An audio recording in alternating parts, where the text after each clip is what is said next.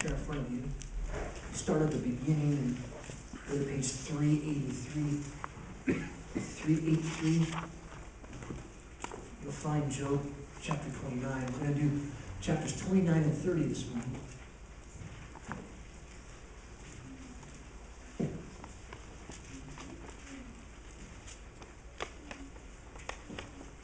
Job 29, chapter 29 and 30 again. That black Bible that's shared in front of you, page 383. 383.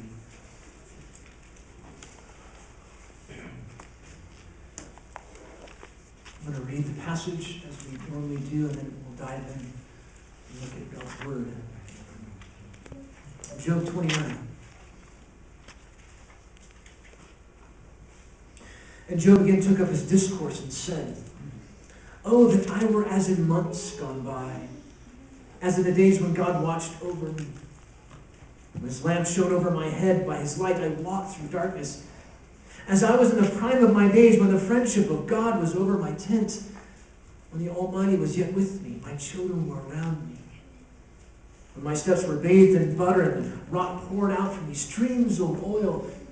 When I went out to the gate of the city, when I took my seat in the square, the young men saw me and hid themselves. And the old men arose and stood. The princes stopped talking and put their hands on their mouths. The voice of the nobles was hushed, and their tongues stuck to their palates.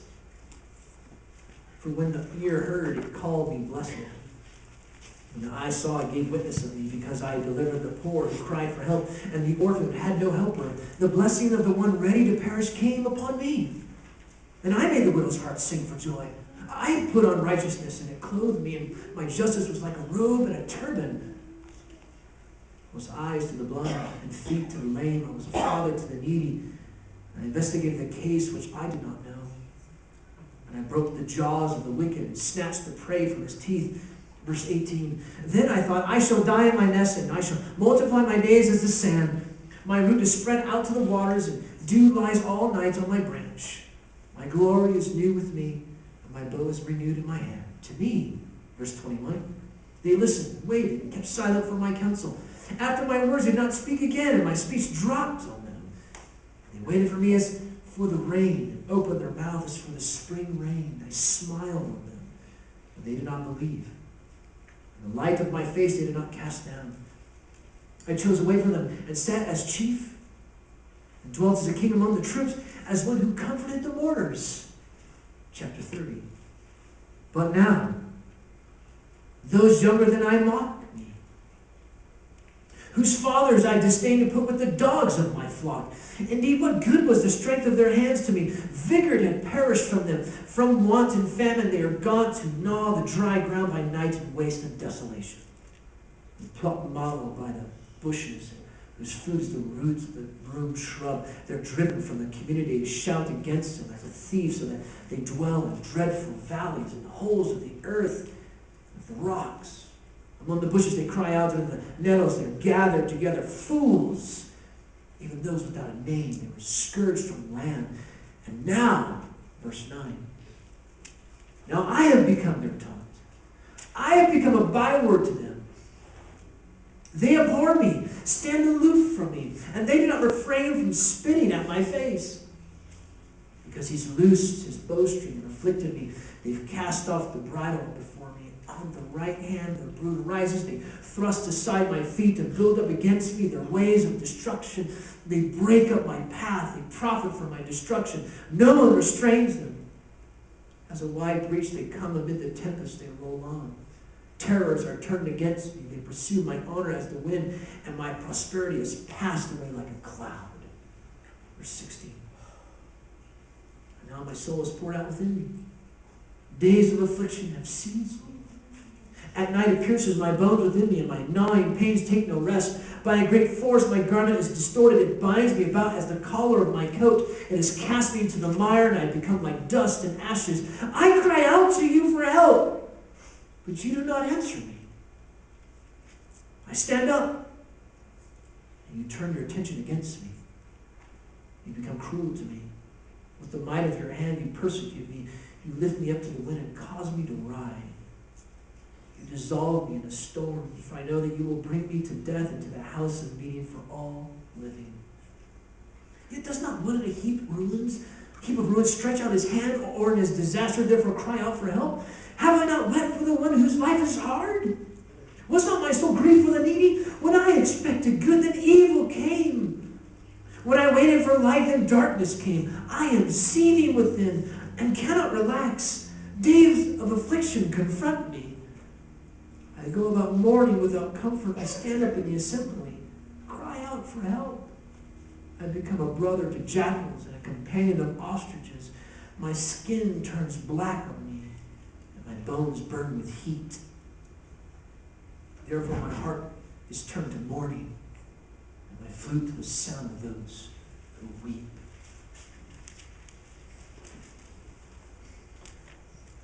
I found on the internet this week, there's a website called Reminisce.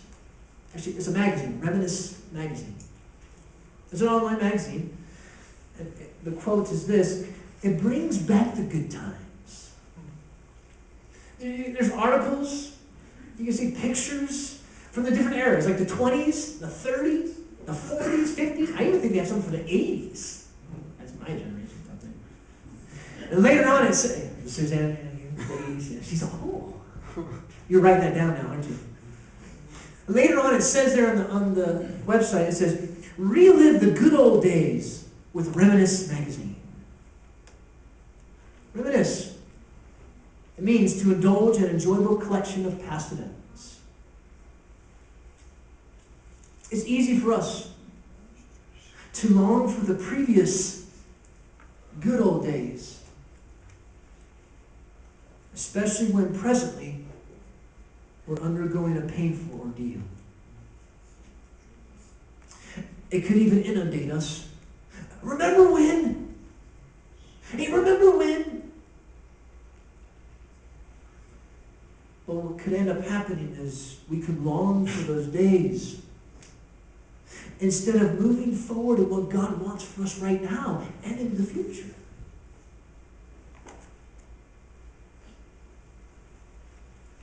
This is the last of Job speaking.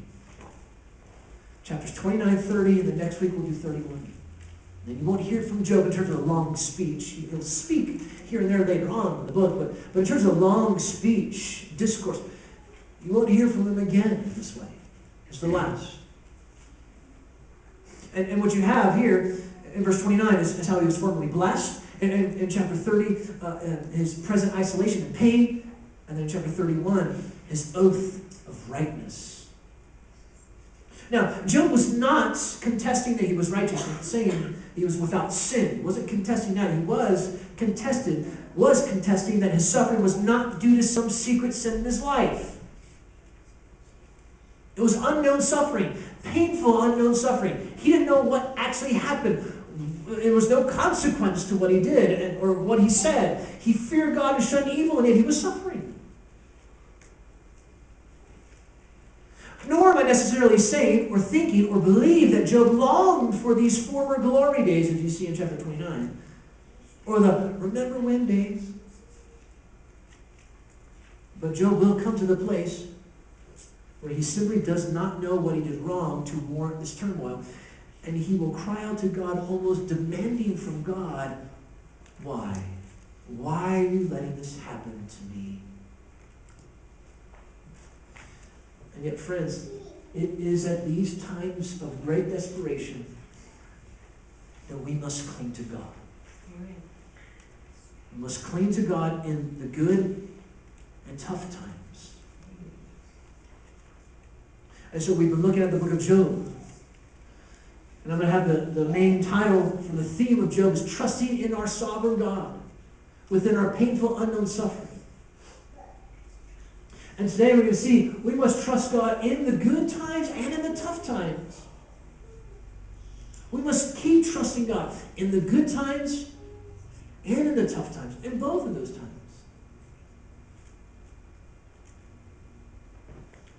Whether times are good for you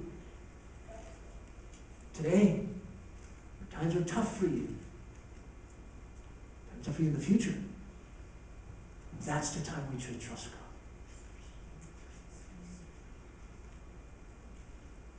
So if you want a title,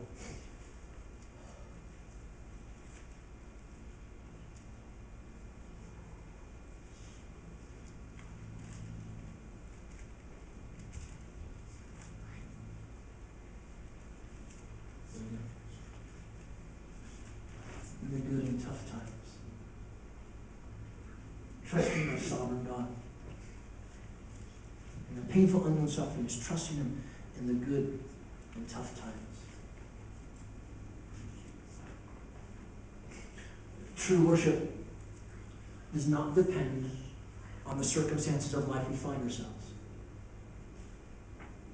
We're called to worship our great, sovereign, good, faithful, merciful God in good times and in bad times. In bad times and in good times. And so we'll go through the good times here in chapter 29.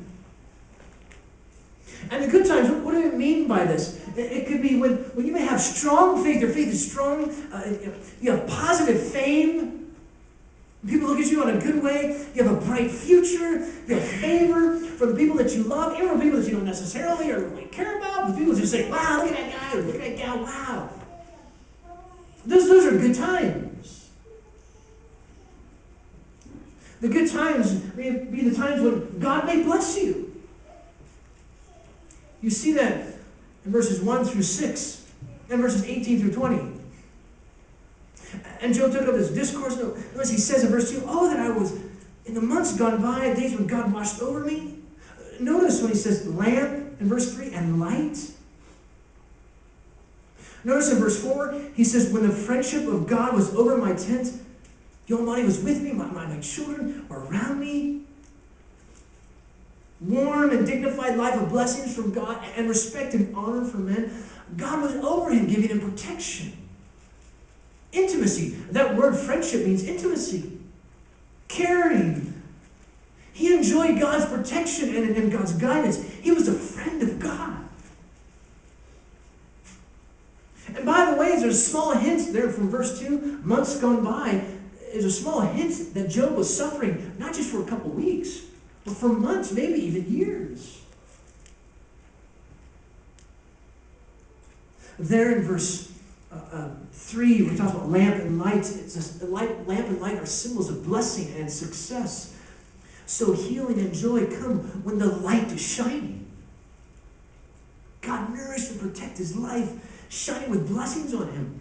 He knew God was blessing him with children and with wealth. Notice he says, when my steps were bathed in butter and the rocks poured out from me as streams of oil, bathing in butter, there's butter all over him. Well, I don't take it literally, but the idea is he's enjoying his family. All these kids are everywhere to run around. And then he just had affluence, and he was wealthy, he was rich. In other words, he was living a plentiful life with many children, many riches. Bathing in butter, the rocks pouring out olive oil. Drop down to verse 18. He said, then I thought I shall die in my nest, I shall multiply my days. Due to this kind of living, the way he lived, Job rightly expected to live a long, full life, as numerous as the sand on the sea. Notice if you could live a long, full life, what's a rule of thumb? And you want to be vibrant and strong to the end of life. You'd be like a tree, a strong tree, and to the point where God honors those who honor him, and so he would have a long, full life, and he would die in strength and that would be good. That's what he was expecting. There in verse 20, my glory is new with me. Glory, you could also translate it as my liver. Liver? What's he talking about his liver for? Liver was associated with a person's intimate feelings. So the sense was, he had such a sense of well-being and vigor and strength, sturdy. He would die in peace. God may bless you. Those are good days. Second, people may honor you. Not only does God bless you, he's got blessed children, wealth, influence, living a long life, but then people honor you. 7, when I went out to the gate of the city, took my seat in the square. You gotta, hold on here. Gate of the city, this is where they did the business. The town hall, the courthouse, this is where it was. He says, I took my seat. Verse 8, young men saw me, they hid. The old men stood. Princes stopped talking. Verse 10, the voice of nobles was hushed, their tongues stuck to their palates. What's he saying? He was a city father who had a prominent seat, an esteemed ruler. All would wait in silence for Job to speak. Job's going to say something. Both young and old. Remember, young people, they go, old fuddy-duddy, right? Get out of here, right? No, they were like, Job, wow, check out this Job. He was well respected in the community. He enjoyed the kind of honor that was given to a king, a judge. They wanted to hear Job speak. He had pearls of wisdom. They wanted to hear his verdicts. Remember that commercial? When E.F. Hutton talks, people listen. Remember that commercial? I remember that commercial. Here's what I thought. Oh, the young people are like, what? Never mind. But usually people hated somebody who was rich or wealthy or affluent, right? I mean, even today, oh, that guy's rich, oh, he's a jerk, right? That's what people think. Oh, he got that money from taken from people. That's what people. Not so with Job. Not so with Job. They blessed him. They commended him. He had a regard. The theme returns to verse 21. Verse 21, go to verse 21. To me, they listened, waited. 23, and they waited for me as for the rain, and opened their mouth as for the spring rain. His respect was there. They received him. He had a powerful effect on people. Waited for him to speak. And they wouldn't speak to oppose him. They waited for his words like people long for the spring rain to come. They're waiting for us in the harvest time. Like, oh, maybe it'll rain. Oh, just waiting. That's what it's like. His insight was so strong and sound, no one would disagree with him. And notice, look at verse 24. I smiled on them, but they did not believe. And the light of my face did not cast down. They even wanted Job to smile at them. It would be a cure for anyone who was discouraged. Just see me walking. Job smiles at them, and they're like, oh. What an inspirational leader. This guy was inspirational. This guy was everything. They wanted his approval. He was like a rock for security. He was like lights when it's dark and you don't know where you're going and you keep stubbing your toe on that doggone pipe, that doggone chest that's hanging out from your bed. Turn the light on, you're, oh, that's what Job was like for them. And notice, look at verse 25, how he sums it up. I chose away from them, sat as chief, dwelt as a king among the troops, as one who comforted the mourners. He's like a chief, a king. For good kings, people would give their lives for them. He comforted others. Here's another translation of this verse from verse 25. I was chosen as their governor. I used to sit as their chief. I dwelt like a king in his regiment, like one who comforts mourners. So why did he get this honor from people? Because of his benevolence. Why do you get this honor from people? Because you're benevolent. You're compassionate towards people. That's where verses 12 through 17 come in. We'll look at 14 separately. He says, because I deliver the poor to cry for help, orphan, the widow's heart sings for joy. 15, eyes to the blind, feet to the lame, father to the needy there in 16. Job was a man of integrity. He was a man of righteousness, of veracity. He was committed to doing good deeds for others. To not do good would be an offense against God himself. He responded to the poorest of the poor. He comforted the dying, joy to the widows, helped the blind and the lame, took upon himself the role of a father to the fatherless, militantly defied the wicked. He was there for those who suffered. Job desired to do good to those in need who gave him nothing in return. Showed gracious hospitality to the handicapped, the exploited, the orphan, the destitute, the widow. He attacked those who attacked these despairing people. Notice, as it says here in verse 17, I broke the jaws of the wicked and snatched the prey from his teeth. He broke their jaws, their fangs. Kind of the idea is like the wicked have these fangs. He takes their finger and breaks it. He rescued the captives. those who are abused. And I want you to notice the key verse here. The key verse is in verse 14. Look at verse 14. I put on righteousness and it clothed me. My justice was like a robe and a turban. Righteousness robed him. He met people with compassion and grace. That's who he was. Now, Job was not boasting about himself. He wasn't saying, oh, look at me, I'm so awesome. He wasn't being self-righteous. He wasn't gloating. It was a testimony. Here was a man. What does it look like for somebody to be blameless and upright, to fear God and shun evil? What is it like? What does it look like? There, verse 29, or chapter 29. Right there. This is what it looked like. This is the kind of person he was. This is what it looked like to fear God and shun evil. He gave these hurting people grace. He's compassionate towards them. Good days. Good times. So do you have good times today?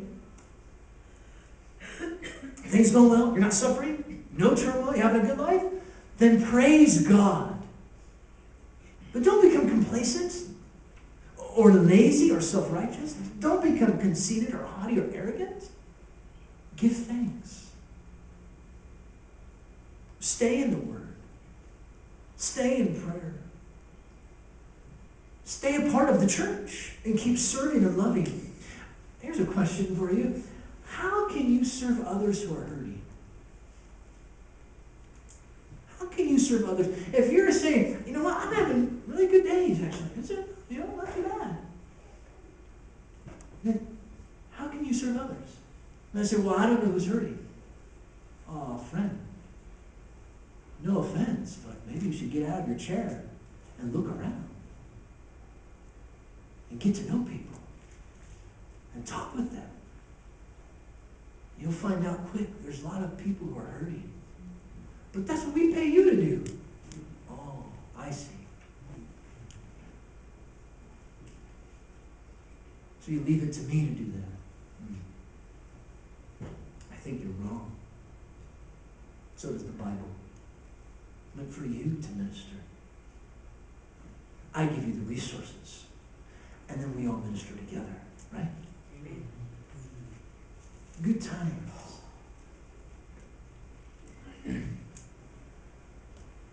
But then there's also the tough times. Tough times, chapter 30.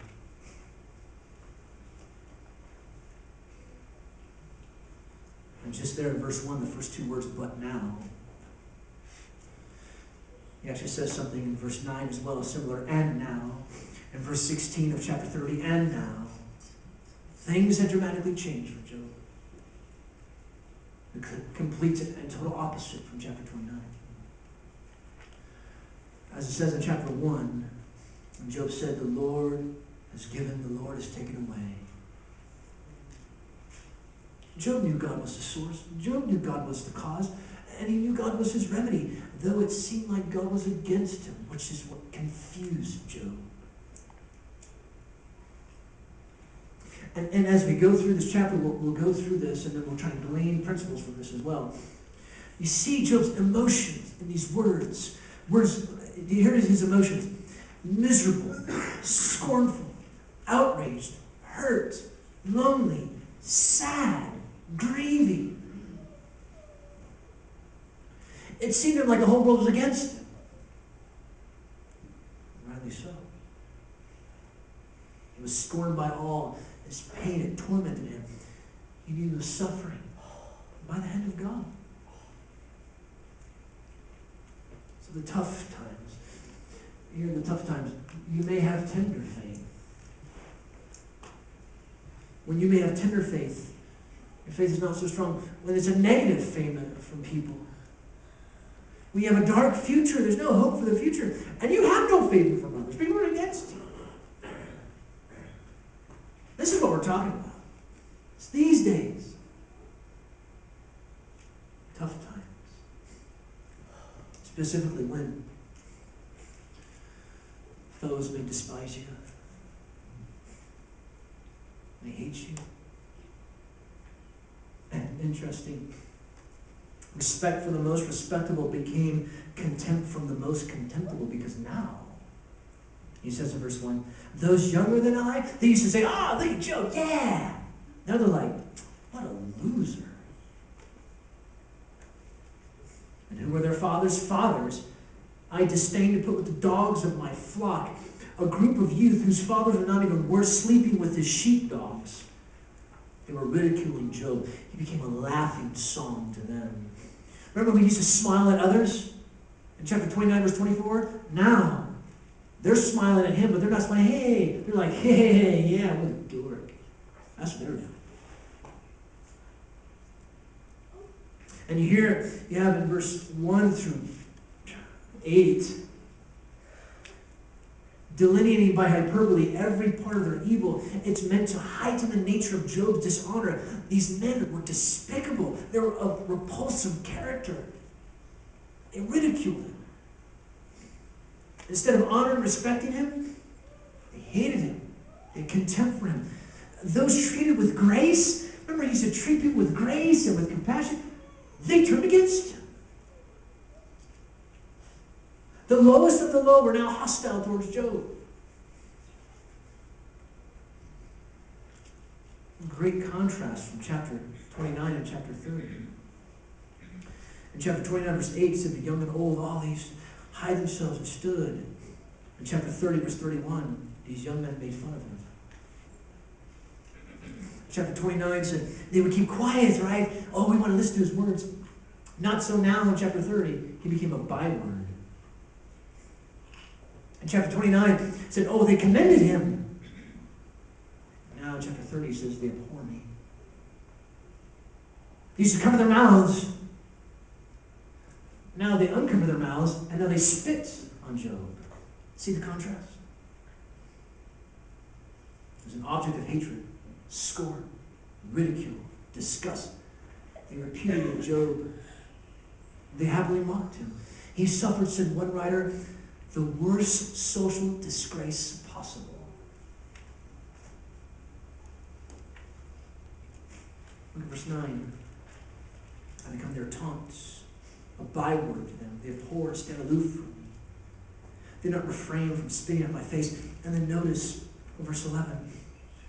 Because God has loosed his bowstring and afflicted me, or because God has loosed his bridle and afflicted me, they have cast off the bridle before me. In other words, God was bridling these people, like, with a horse. You ever ridden a horse, right? You're bridling a horse, you're keeping it back, right? What God does? He lets loose.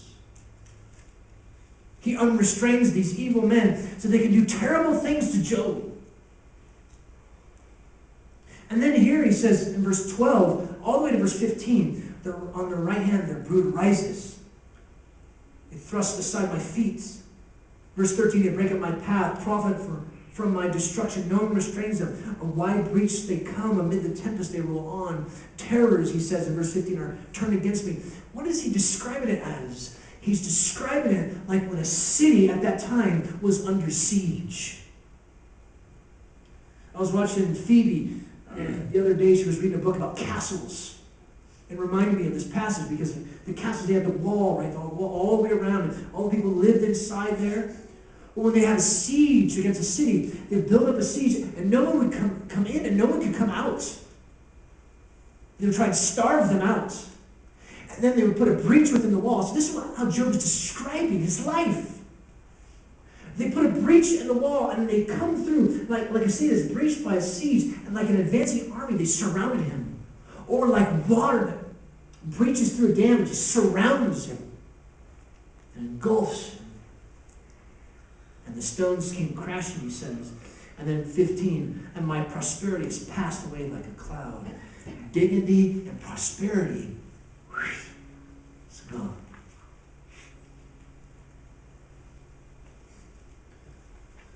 Those may despise you, and your body may devastate you. Here in 16 through 19 describes his pain. My soul is poured out. Days of affliction have seized me. Pierces my bones within me. 18, a great force, my garments distorted. It binds me about as a collar of my coat.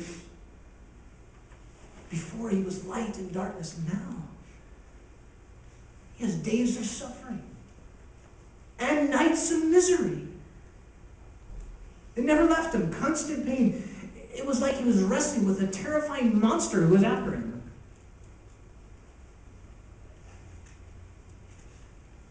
In verse 19 it says, he, in some of your versions, you can translate as he or it's, meaning his pain. I take it as talking about his pain. My pain has cast me to the mire and I've become like dust and ashes. He's humiliated. He's disgraced. No rest. No relief. No sleep. Wave after wave of pain. And it's like it grabbed him, pulling him so tight that every part of his body just wanted to scream. You know what was worse, though, for him? It was worse that God may seemingly desert you. It seems like God's not there. Notice what he says in 20, I cry out to you for help, but you don't answer me. I stand up, you turn your attention against me. I stand up looking, but God turns away.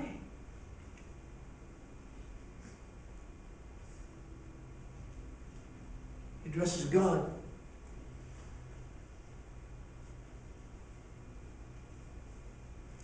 He's silent. He didn't answer when he cried for help, which made things worse. A greater pain. He knew that God brought all these things against him, but all these things upon him, which confused him. It was out of God's character. Why would God do this? Remember, he used to call himself a friend of God?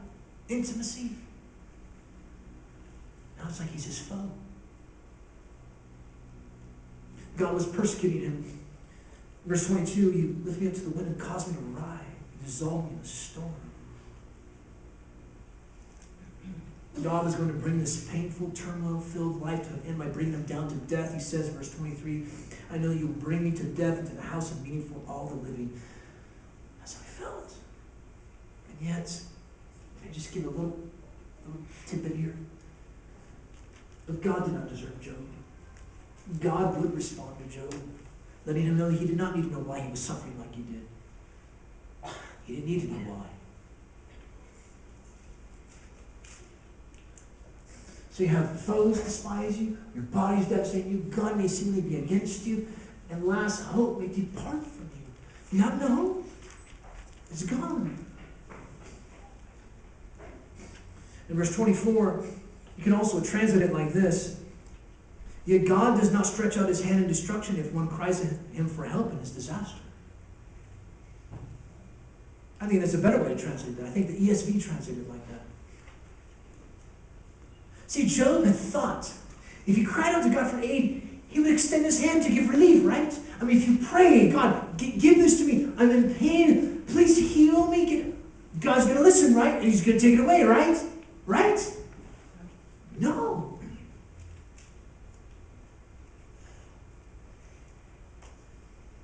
He didn't give relief. He increased it, which confused Job. Why did he take it away? Look at verse 25. Have I not wept for those who are weeping? Have I not wept for those whose life was hard? Was not my soul grieved for the needy? Was I not weeping for these people and caring for them? Wasn't I not doing that? And then 26. When I expected good, evil came. When I waited for light, darkness came. Here he's saying, the compassion and the mercy you freely gave, he's now looking for it in vain. It wasn't coming back to him. Why do I receive the same? Why do I not receive the same sympathy and compassion as I give to others? He looked for light and hope, but he found darkness and despair. He felt like he didn't deserve to face his injustice. That's why he wanted to know why. Why, God? Why are you doing this to me? It's like expecting a certain food to taste sweet. You ever had that happen? You taste a certain food, you're like, this looks good. Right? You got to think, right? You go, yeah. So you should see the twins when they have food and they don't like it. Right? Oh, please don't do that. Oh, don't do that. Here, give me that. I'll take it out of your mouth. Okay, here's some water. Right? Oof. So he's expecting good, but evil came. Notice he says in verse 27, I can't relax. Days of affliction, which he mentions there in verse 16, it says it again. They confront me. I go about mourning without comfort. I stand up, I cried out for help. There's no peace. Nothing but affliction. And he mourned and he wept, crying for someone to help him, but to no avail. He was lonely. Who's going to weep for Job? He was rejected by the town. The town once held him such glory. And notice he says there, verse 29, I become a brother to jackals and a companion of ostriches. It's like when you hear the hyenas howling. You ever heard the hyenas howling? It's like a wailing child. The ostriches, they have a hissing moan. He says, that's who's my company. His skin was blackened from disease. And notice he says in verse 31, my harp is turned to mourning, my flute to the sound of those who weep. Happy music of his former life and turned to weeping music. 29 was joy. 30 is pain. What do we see here? Well, first of all, I want you to notice something. I want you to notice what a tremendous type of Christ Job is to us. First, Jesus was a friend of sinners. Jesus reached out to the poor. Jesus reached out to the destitute, the widows, hurting. And he would heal them of their diseases. He would heal them of their infirmities. That's what Jesus did. And he did it all for the glory of God. Showing God's kingdom is truly here. So if you want to get a taste, what is the taste of God's kingdom? When Jesus came, that's a taste. That's the kingdom is here. And that's what's going to be like in the future, even more